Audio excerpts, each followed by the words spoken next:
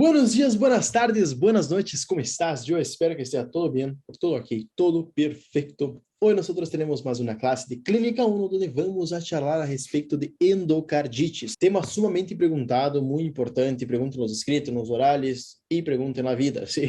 Basicamente, pergunta em todo endocardites. Nós vamos passar por linhas generais acá, vamos focar solamente em lo que se pergunta em los orales para que vos, en el oral aí, sepa todo e sepa responder praticamente todo e que apruebes. Então, vamos compartilhar nosso power.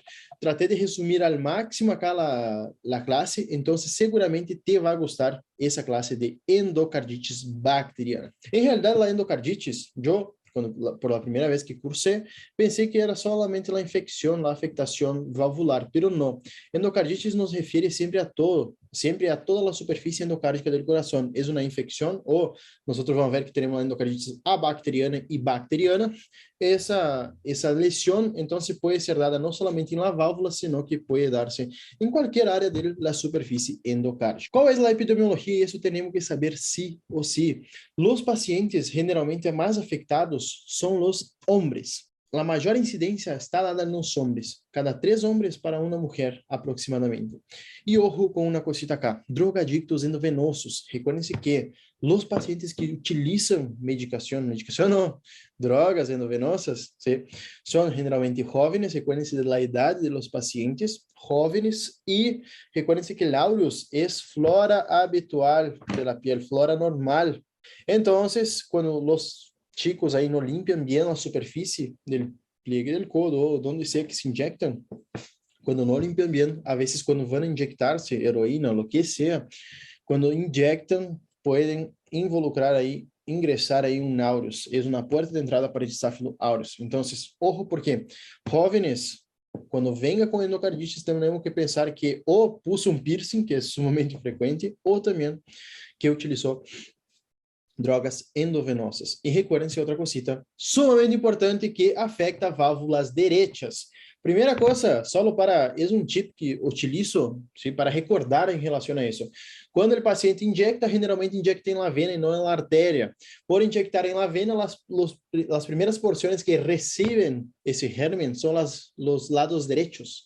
¿Sí? Porque, si por ejemplo el paciente inyecta, generalmente se inyecta en las venas acá del pliegue del codo, ¿sí? La vena braquial, lo que sea.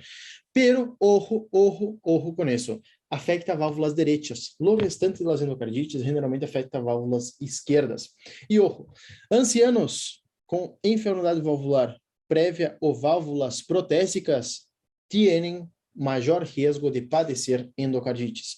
Porque o germen não é que nós, quando hacemos uma bacteriemia, vamos ter endocardites. Generalmente, quando a válvula já está lesada, que tem um pouquinho de fibrina aí, o germen se pega nesse pedacito aí de fibrina, que já vamos ver na fisiopatologia, e começa a proliferar-se, e quando prolifera, lesiona. Então, vamos saber que é importante desse power? Mais frequente em homens que em mulheres, e em drogadictos endovenosos, recuerden-se que afeta o lado direito. Drogadictos endovenosos, recuerden-se esse tipo acá, do lado direito, ¿sí? Lado direito. Bueno, nosotros cuando clasificamos, tenemos 2 clasificaciones de endocarditis. En realidad tenemos varias clasificaciones, pero las 2 principales son esas acá que yo les voy a pasar. Tenemos la endocarditis bacteriana y la abacteriana. La bacteriana se pode classificar em aguda ou subaguda. Aguda em menos de 1 mês e subaguda em menos de 6 meses. Todo vai depender do germen. Temos germenes mais agressivos, como por exemplo o Staphylo aureus, que vai generar na bacteriana aguda, em menos de 1 mês já vai lesionar toda a válvula, e em câmbio temos germenes menos agressivos, que vai generar uma endocardite subaguda, que se dá em torno de 6 meses. Em la endocarditis abacteriana, aí temos 3 tipos que são os principais que devemos saber. La de Lehmann-Sachs, que é dada por lupus, la marântica e la de fiebre reumática. La marântica se dá por desnutrição, la de Lehmann-Sachs por lupus, e la de fiebre reumática se dá por uma fiebre por el streptopiógenes. ¿Sí? Basicamente, o que temos que saber dessas 2 acá? Lo que ocurre simplemente acá y que hay que saber es una reacción cruzada de los anticuerpos. Los anticuerpos que son formados para el streptopiógenes y los anticuerpos de lupus son anticuerpos que tienen la sensibilidad para moléculas muy parecidas con el endocardio. Entonces, sin querer afectar, va allá y lesiona el endocardio, lesiona la válvula generalmente, o la superficie cardíaca, pero generalmente es la válvula. Entonces, lo que va a generar es una endocarditis abacteriana. Entonces, sepan, endocarditis tenemos bacteriana, abacteriana Lehmann-Sachs por lupus, reacción cruzada, Streptopiógenes también, reacción cruzada, y la marántica se da por desnutrición. Creo que hasta acá está todo sencillo, bien fácil, bien resumido. Vamos para la próxima clasificación, pero antes de ir, no se olviden de tomar el agua. Sí o sí, agua reidrata las neuronas. Clasificación de acuerdo a la válvula, si es de válvula nativa ou protésica. ¿Por qué es importante clasificar y cuál es la diferencia? Básicamente, a diferença acá está no seguinte: válvula nativa e válvula protésica. Protésica, recuérdense que tem período de adaptação do corpo, que é nos primeiros 12 meses, e tardia, ¿sí? Nativa, protésica, temprana e tardia. Temprana, primeiro 12 meses, seria como se fosse a adaptação do corpo. E tardia, depois dos 12 meses. Qual é a diferença acá? Los gérmenes. Não é o mesmo um paciente que tenha válvula nativa e de válvula protésica temprana. Não são os mesmos gérmenes que nós devemos combater, ou seja, não é o mesmo antibiótico que vão dar. Obviamente que, se nós temos um paciente com válvula protésica temprana, os gérmenes vão ser muito mais punk, vão ser de muito maior espectro. Em câmbio, os gérmenes que afetam lá endocardites, que dão a endocardite tardia, são os mesmos gérmenes da válvula protésica tardia, são os mesmos gérmenes que dão em la válvula nativa. Então, válvula nativa, temos aguda, subaguda e crônica. Antes só não puse crônica para agregar a hora. Em aguda, então, menos um mês, subaguda, mais de um mês e menos de 6 meses, e la crônica é mais de 6 meses. Acá se suele dizer que la endocarditis é uma endocarditis que não é, quando é crônica, não é tão agressiva, não lesiona tanto a válvula. Acá, generalmente, o que suele haver em la subaguda, mais que nada em la crônica, o que suele haver são vegetações, ¿sí? Vegetações por conta do germen aí que generou la endocarditis. Ou seja, a formação de vegetações. Em cambio, la aguda e subaguda são lesiones mais agressivas. Não há tanto a formação de vegetações, sino que há mais a formação aí, a destruição valvular. Endocarditis de válvula protésica. Temos a temprana e a tardia. Temprana, menos de um ano, ou seja, 12 meses, e tardia, mais de um ano. Por que é importante classificar assim? Justamente por conta do tratamento que nós vamos elegir para o paciente. Paciente com endocarditis de válvula nativa é o mesmo tratamento da endocarditis de válvula protésica tardia. A única que vai cambiar o tratamento é em la temprana, protésica temprana. Como ocorre a fisiopatologia de toda a lesão, de toda a endocarditis bacteriana? É sencillo, essa parte prestem atenção, porque vai abrir tu mente de uma forma magnífica. Nós, quando temos uma lesão, quando temos em realidade, imaginem que está o coraçãozinho aí. O coração, quando se lesiona o endocárdio, para ser mais específico, quando se lesiona por fatores hemodinâmicos, traumáticos, ou seja, hiperflujo sanguíneo, temos a presença de formação de imunocomplexos, ou seja, lesionou, começamos a formar imunocomplexos, que vão estimular um depósito de fibrina, e isso é o clave acá. A fibrina, quando se deposita, vão a ter uma endocarditis trombótica no bacteriana, tá? Quando solamente fibrina se deposita, teremos uma endocarditis trombótica no bacteriano. Qual é a diferença, então, de uma fisiopatologia para uma endocarditis bacteriana e uma endocarditis abacteriana? Vamos começar por la bacteriana, que é a mais sencilla. Nós, então, vamos ter a lesão endotelial por fatores hemodinâmicos e traumáticos. Essa lesão vai ser com que ocorra a presença, a formação de imunocomplexos, e esses imunocomplexos se vão depositar aí na válvula e vão estimular o depósito de fibrina. Esse depósito de fibrina, junto com os imunocomplexos, vão generar a famosa endocarditis trombótica no bacteriana. Ou seja, a endocarditis no bacteriana. Sim, basicamente isso, que é a de Lehmann-Sachs, a marântica e a de la fiebre reumática, ou por el Streptopiógenes. Quando nós temos uma lesão endotelial sumado a maniobras que produzam uma bacteremia, por exemplo, drogas endovenosas, piercing, paciente que se perfurou por algum motivo. Se nós já temos a válvula, por isso que estava falando antes que pacientes ancianos, quando já têm valvulopatia prévia, na estenose, na insuficiência mitral ou aórtica, têm maior predisposição. Nós, quando temos essa lesãozinha aí, facilita muito a adesão dessa bactéria a esse complexo, que já vamos ver. Então, temos a válvula, sim, e por algum motivo hicimos alguma maniobra que produz bacteriemia. bacteriemia. Por ejemplo, poner un piercing. Paciente puso un piercing, ¿qué pasa? Cuando pone el piercing no se limpia bien, hay una bacteriemia transitoria, o sea, se inyectó, ingresó por la puerta de entrada ahí, el pinchazo, ingresó, por ejemplo, vamos a imaginar un aureus. El aureus, ¿qué va a hacer? Va a buscar, va a percorrer, va a ser una bacteriemia, va a percorrer nuestro cuerpo y justamente si hay una lesión previa en alguna válvula o en alguna parte del endocardio, sí o sí, en el endocardio, nosotros vamos a tener adhesión de ese germen. Y ese germen va a empezar a colonizar, proliferarse. Cuando empieza a proliferarse, vamos a tener una vegetación séptica. Esa vegetación séptica puede salir y puede hacer una embolia séptica, puede soltar y hacer una embolia séptica. Y esa embolia séptica puede hacer manifestaciones cardíacas o sistémicas. En otras palabras, ¿sí? Para dejar más sencillo. Repassando essa parte acá, basicamente o que temos lesión endotelial por factores hemodinâmicos e traumáticos, os imunocomplejos vêm e se depositam estimulando o processo de fabricação de fibrina e o depósito, e então você vai ter a endocarditis no bacteriana. Em câmbio, a bacteriana, vamos ter uma maniobra que produza a bacteriemia, ou seja, um aureus, a bacteriemia vai ser transitória y entonces el germen llega ahí justo en la lesioncita, se adhiere, empieza a colonizarse y entonces empieza a proliferarse. Y ahí tenemos dos vías, la lesión que es más agresiva y que produce menos vegetaciones y la que produce más vegetaciones. En el caso que se lesione más, nosotros vamos a tener una clínica específica y en el caso que se formen vegetaciones, vamos a tener embolias sépticas y esas embolias pueden producir manifestaciones extracardíacas, o sea, sistémicas y manifestaciones cardíacas.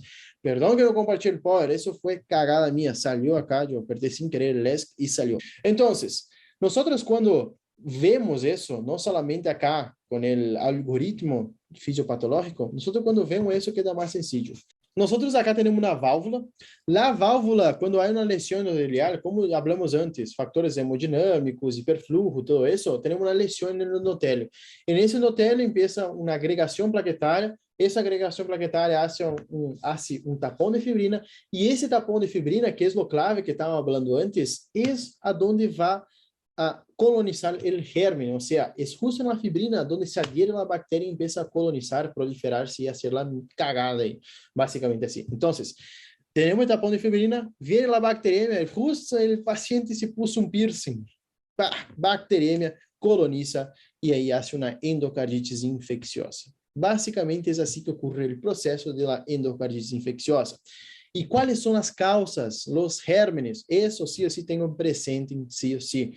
Las causas, tenemos de válvulas nativas y válvulas protésicas. Válvulas nativas, gente, sepan, válvula nativa, lo que más afecta es el viridans, ¿sí? Viridans. En válvula nativa, si es drogadicto endovenoso, recuérdense del Staphylococcus aureus y del Streptococcus. Desses três, mais que nada. Então, se válvula nativa, viridans, aureus e streptococcus. De válvula protésica, sepam temprana e tardia. Temprana é distinta da tardia.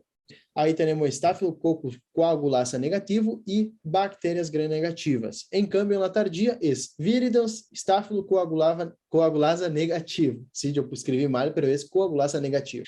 E as endocardites nosocomiales que ocorrem dentro do hospital, temos que saber que os gérmenes são três principais: o Staphylococcus SPP, o Enterococcus SPP e as bactérias gram-negativas, que generalmente são ingressadas por catéteres e via aérea. Enterococcus por foco urinário, ou seja, principalmente mulheres que não se limpam bem, que se limpam de trás para adelante, e aí traem os gérmenes.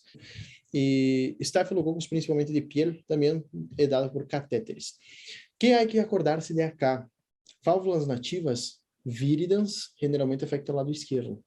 Drogadictos endovenosos, lado direito. Lado direito, reconhece isso. Válvula protésica temprana, recuérdense del Staphylococcus coagulasa negativo e bactérias gram-negativas. E tardia são os mesmos gérmenes que para a válvula nativa. E as nosocomiales, recuérdense de los catéteres, por favor. Isso não olvídense. Catéteres e piel. Houve uma pergunta agora em Clínica 2, que foi hecha, por exemplo, pero era en el contexto no de una endocarditis, era en el contexto de una neumonía.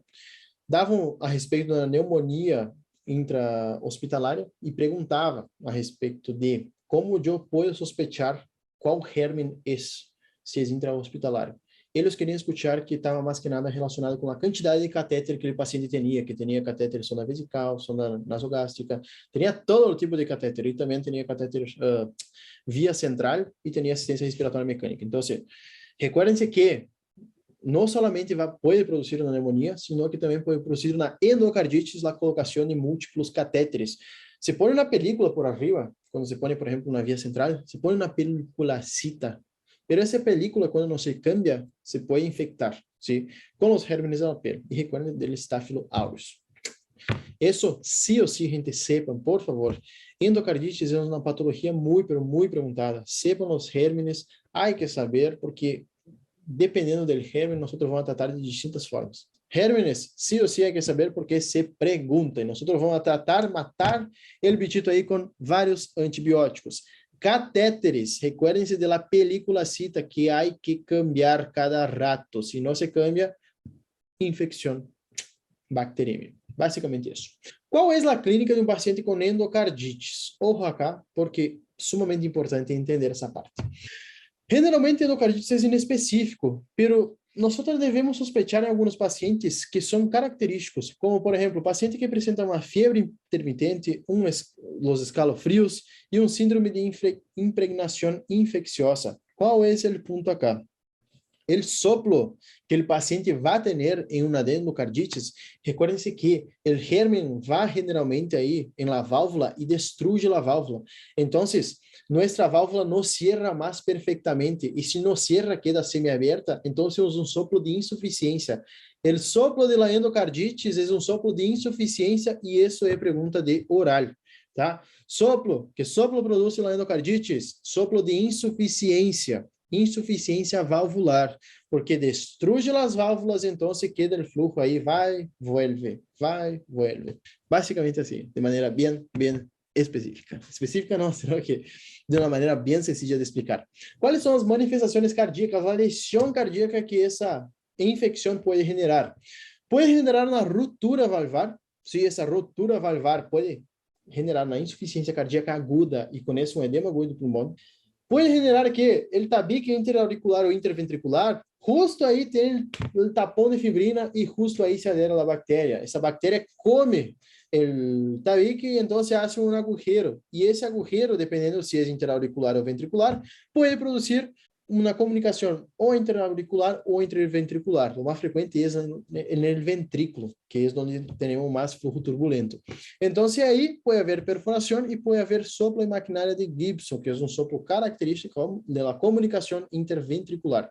Ruptura do tabique pode apresentar quando há ruptura desse tabique de maneira completa. Recuerden-se que justo no tabique passa o ras de ris, a rama direita e a rama esquerda. Quando rompe o tabique, bloqueio aurículo-ventricular completo. Não rompe solamente na rama, rompe ambas ramas. Então, há um bloqueio aurículo-ventricular completo, bloqueio de terceiro grado. E pode generar também, dependendo da afectação, um abscesso pericárdico ou um empiema pericárdico. Isso de maneira general no coração. Sí, no coração pode generar todo isso. Pero lo que se pergunta, mais que nada, em Choice já perguntou isso. ¿Sí? Manifestações cardíacas, perguntou principalmente na ruptura valvular e na ruptura del tabique, ¿sí? Que é uma causa de bloqueio auriculoventricular completo. O que mais se pergunta em los orales? Temos manifestações imunes, ¿sí? Que são generadas por conta desse processo infeccioso. As manifestações imunes associadas podem ser artralgias e artrites, que as mais importantes estão em estrigita. Artralgias e artrites, manchas de Ruth em retina, que são essas manchitas acá que se vê no fundo do olho, e nódulos de Osler, que generalmente se dá no pé. Nódulos de Osler dá no pé.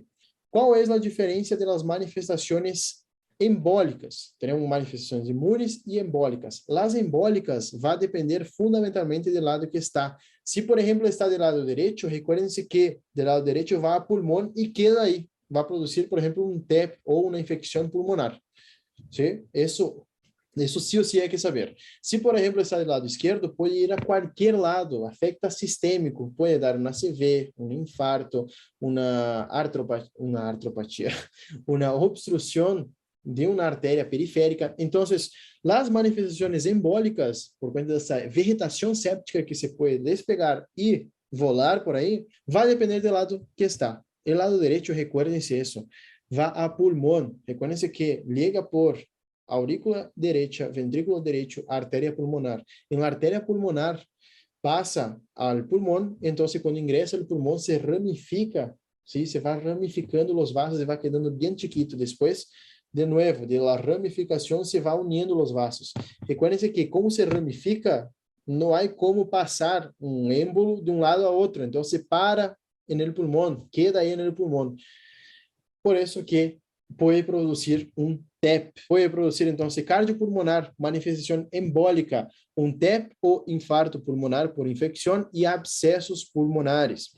En el sistema nervioso central solo va a afectar si está del lado izquierdo, como ya habíamos hablado. Si está del lado izquierdo, ACV y abscesos cerebrales. En la piel, eso es característico y va a preguntar en el oral las manchas de Genway en los dedos y hemorragias en astillas, en uñas, ¿sí?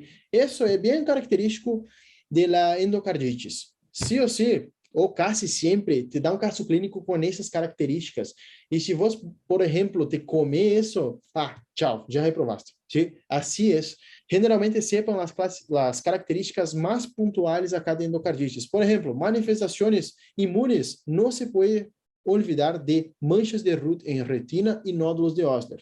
Manifestaciones embólicas, tenemos que nos recordar de manchas de Genway en los dedos y hemorragias en las tiras de uñas. Y obviamente, a depender del lado que está, va a producir o TEP o ACV. De maneira bem resumida, esse. Em resumo, temos as manifestações cardíacas, toda a parte aí de bloqueio auriculoventricular por ruptura, comunicação interventricular, auricular, também abscessos aí na parede cardíaca, manifestações imunes, manifestações embólicas e não olvidar de la sepsis. Recuerden que é uma infecção. O fim da infecção pode generar uma sepsis. Creio que estamos um pouquinho acelerados. Vamos a relajar agora.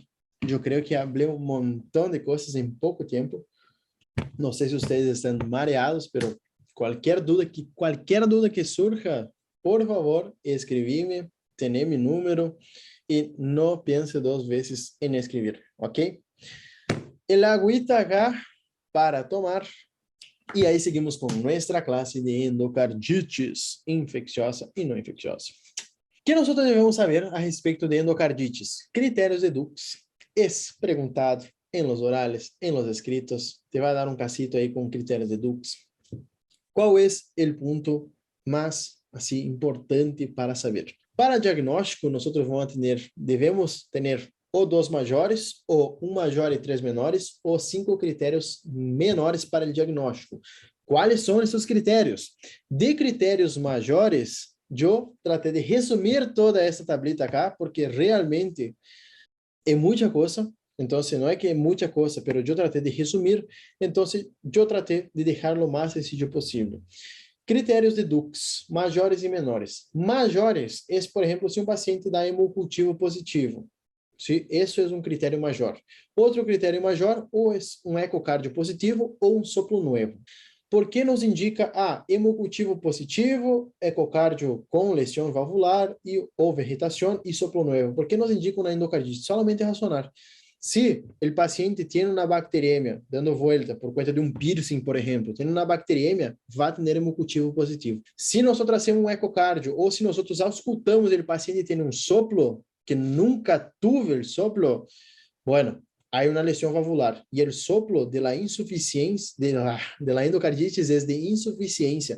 Entonces, si nosotros percibimos un soplo de insuficiencia más un hemocultivo positivo, ya es diagnóstico de endocarditis bacteriana.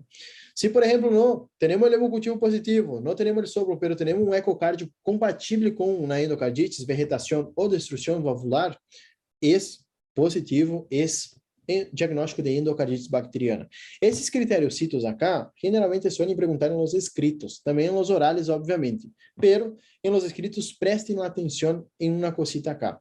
Nosotros cuando estábamos hablando antes a respeito de manifestações cardíacas, embólicas e manifestações vasculares, hablávamos antes, por exemplo, de uma cosita sumamente importante, que era de cada manifestação, nódulos de Hodgkin, manchas de Ruth, manchas de Genway, hablávamos de todo isso, pero recuérdense uma cosita acá. Como critério menor, nós vamos ter a predisposição cardíaca, drogas injectáveis, paciente drogadicto endovenoso, fiebre maior de 38 graus, fenômenos vasculares, fenômenos imunes, evidência microbacteriológica, pero uma cosita bem importante acá, que essa cosita acá me está tapando, é que nós quando vamos evaluar acá fenômenos vasculares e fenômenos imunes, quando hablamos, por exemplo, de fenômenos imunes, liga um paciente a nós que tem artralgias, artrites, e tem manchas de Osler, nódulos de Osler, não conta como 2 critérios,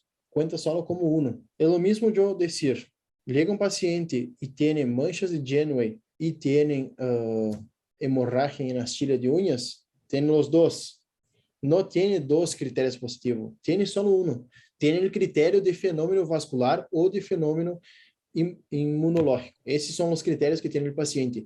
Não é que, paciente tem hemorragia em astilha de unha, manchas de Genway, manchas de Ruth em retina. Não são 3 critérios, entendem? Eu tenho que classificar como, tem fenômenos imunes? Tem, então se positivo, 1 ponto. Tem fenômenos vasculares? Tem, mais 1 ponto. Não é que cada clínica nós vamos a pontuar 1 ponto. É que, basicamente, pontua-se 1 pontito solamente se o paciente tem múltiplas ou manifestações imunológicas ou cardiovasculares, ou vasculares, assim por dizer. Então, critério definitivo seria os critérios patológicos e histológicos. Lo ideal seria ser uma biópsia. Isso acá, não perda muito tempo acá.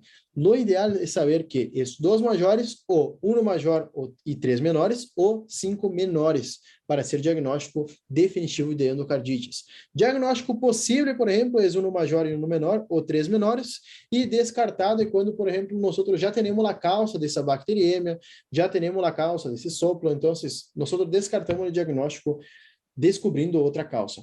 Pero lo que sí o sí hay que saber são os critérios maiores, menores e como fazer o diagnóstico, se 2 positivos ou 1 maior, 2 maiores ou 1 maior e 3 menores ou 5 menores. Isso sí o sí hay que estar na ponta da língua porque é pergunta. E recuerden-se que endocardite é uma infecção e essa infecção pode generar uma sepsis a nosso paciente. E aí, se dá a sepsis, olvidate do paciente, porque seguramente vai dar merda, Primeira coisa que se faz, todo paciente com endocardite se interna, sim? Primeira coisa, qualquer paciente com endocardite se interna. O paciente pode quedar 1 mês internado, recebendo antibiótico endovenoso, depois pode terminar o tratamento em casa, ambulatório? Sim, pero sempre se interna. Primeira coisa, segunda coisa seria, depois de diagnóstico de endocardite, é evaluar se é uma válvula protésica ou tardia, nativa ou protésica, para o tratamento empírico, que já vamos ver. Aí, sabendo isso, de empieza o tratamento empírico, hago o antibiograma, liga o antibiograma, onde eu deixo o mesmo antibiótico, se é sensível e se é resistente, depois de rotar o antibiótico. O tratamento dura de 4 a 6 semanas.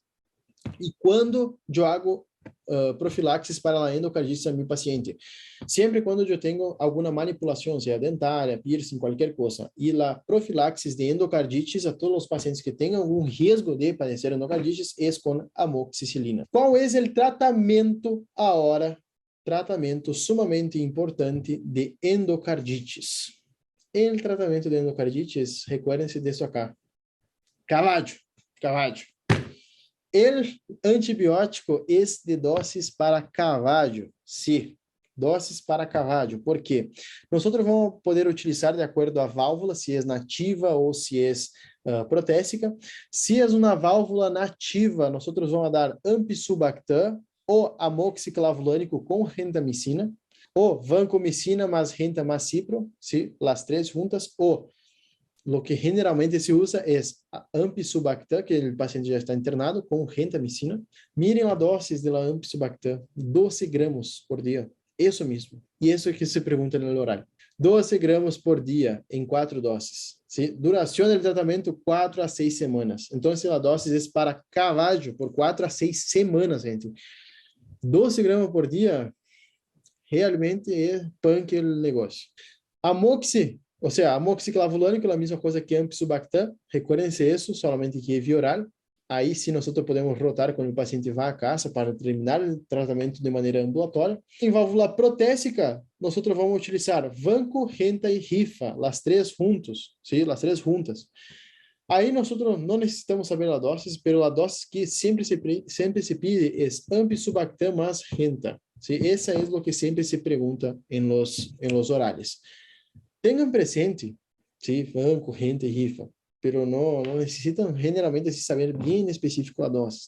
Tenho medo também de dizer, não necessita saber, depois vai aí e te pergunta. Não. Sepam Ampicillobacter, 12 gramas por dia, doses para o famoso cavallo. Isso é tratamento empírico, sim, empírico, não sabemos o germe. Se sabemos o germe, aí depois nós vamos fazer o antibiograma e vamos evaluar a concentração mínima inibitória. Todo isso. Aí, por exemplo, paciente, concentração mínima inibitória, menor de 0,125 miligramas por litro, aí podemos utilizar ou penicilina G, ou amoxi, ou ceftriaxona. Tratamento standard, tratamento de 2 semanas, penicilina, ou amoxi, ou ceftriaxona com renta. Se é alérgico a beta-lactâmicos, isso também pergunta, vancomicina. Se, por exemplo, o paciente tem concentração mínima inibitória de 125 a 2 miligramas por litro, é relativamente resistente, nós vamos subir a dose, vamos dar penicilina ou amoxi com renta a doses mais elevadas. Paciente alérgico a beta-lactâmicos, aí sim, vanco e gentamicina, nos casos de ser bactéria relativamente resistente. Há que saber tudo isso? Não. Sepam basicamente o seguinte, vou falar em voz baixa para que os docentes não escutem e perguntem. ¿Sí? Ampicillobacter mais gentamicina, doses de cavallo. Se é protésica temprana, aí sim vanco, rifa e renta, as três juntas. E protésica tardia, mais de 12 meses, nós o que vamos a utilizar vai ser o mesmo tratamento das válvulas nativas de maneira empírica.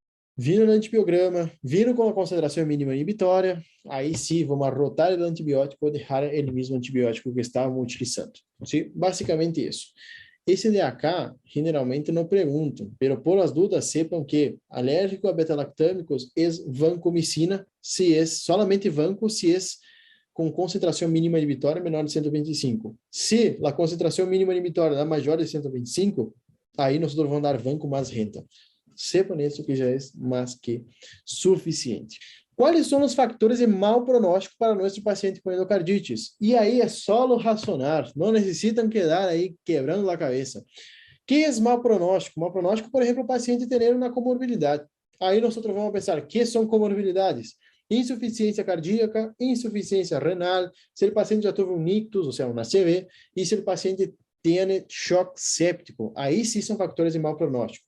E micro-organismos que são de mau pronóstico, aí sim é o Staphylococcus aureus, o meticilina resistente, sim, ou o aureus normal, porque genera uma destruição valvular muito rápida, hongos e bacilos, bactérias gram-negativas. Todos esses são micro-organismos de mau pronóstico. Faltou uma cosita acá, bem importante.